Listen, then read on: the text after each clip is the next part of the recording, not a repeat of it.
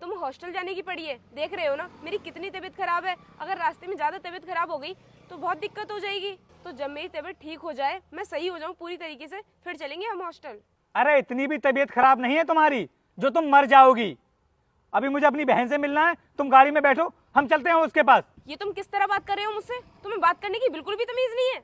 तुम अपनी बहन के चक्कर में मुझे उल्टा सीधा बोल रहे हो। वो आराम से हॉस्टल में पढ़ाई कर रही हैं, उन्हें करने दो। हाँ, नहीं है तमीज मुझे बात करने की, और आगे से ना मैं तुमसे इसी तरह से बात करूंगा। क्या बोल रही हो तुम कि मेरी बहन आराम से हॉस्टल में रह करके पढ़ाई कर रही है? तो रुको, मैं अभी ना तुम्हें किसी से मिलवाना चाहता हूं, आ जाओ।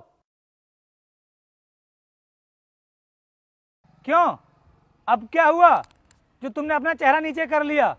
बोलो कुछ। अरे दीदी, आप तो हॉस्टल गई थी पढ़ाई करने के लिए, फिर आप इस चाय की केतली का क्या कर रही हो? अरे थोड़ी बहुत शर्म कर ले, क्यों झूठ पे झूठ बोले जा रही है?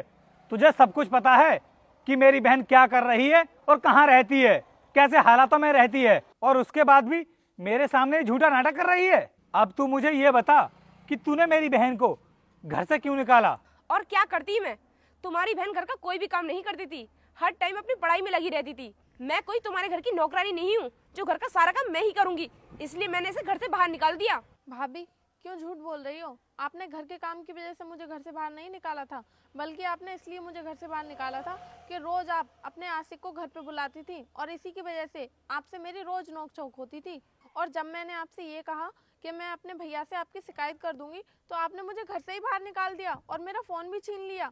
अच्छा, तो घर से निकालने की असली वजह ये थी क्योंकि तुम मेरी बहन के रहते हुए अपने आशिक से सही से मिल नहीं पा रही थी, इसलिए तुमने सोचा कि इसको घर से बाहर निकाल देती हूँ, फिर मेरे लिए रोकने टोकने वाला कोई नहीं रहेगा, मेरे जो मन में आएगा मैं वो सब करूंगी और अच्छे से अपने आशिक से मिल भी पाऊंगी। शायद इसीलिए तुमने मेरी बहन को घर से बाहर निकाल दिया। लेकिन अनुष्का, मैं तुम्हें बता दूं कि तुमने ना इतनी बड़ी गलती की है, इस गलती के लिए मैं तुमको कभी माफ नहीं करूंगा, और अब से ना तुम्हारे लिए हमारे घर में कोई जगह नहीं है, और अब से तुम हमारे साथ जाओगी भी नहीं, तुम सीधे अपने मायके जाओगी, और तुम्हारे मम्मी पापा से ना मैं खुद आकर के बात कर लूंगा।